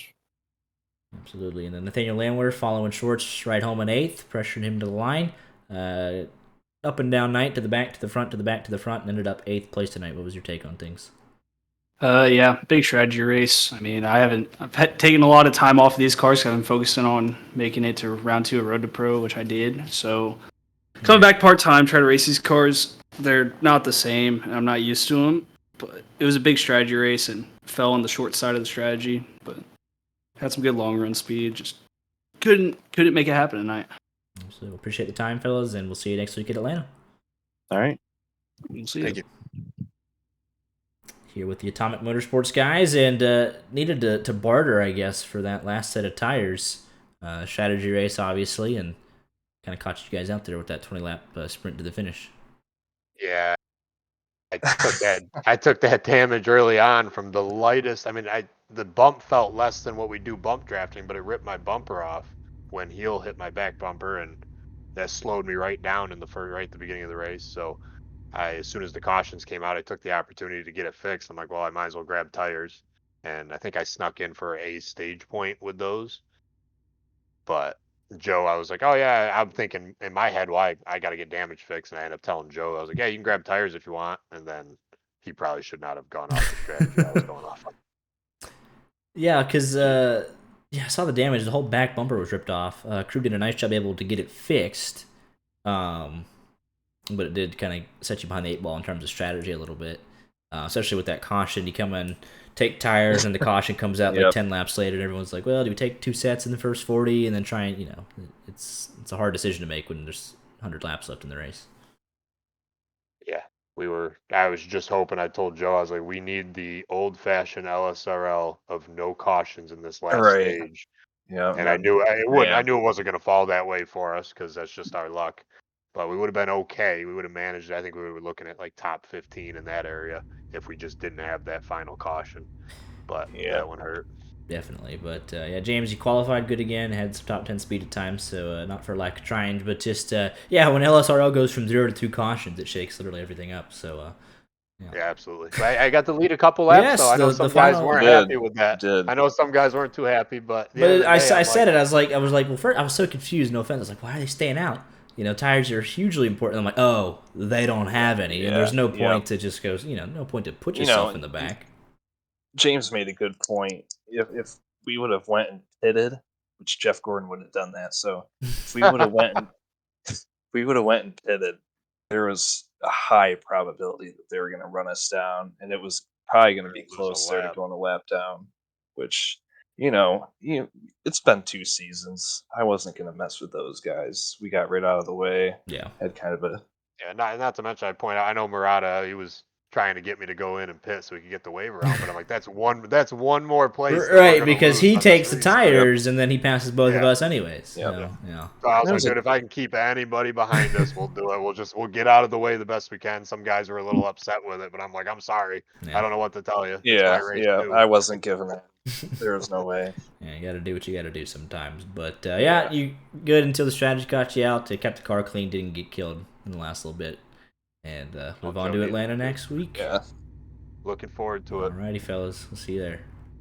Thanks. Hola. What do I lead with tonight? Garbage. Shamble. Richie's. I'll let you. What do I lead with tonight? We ran mediocre. I finished.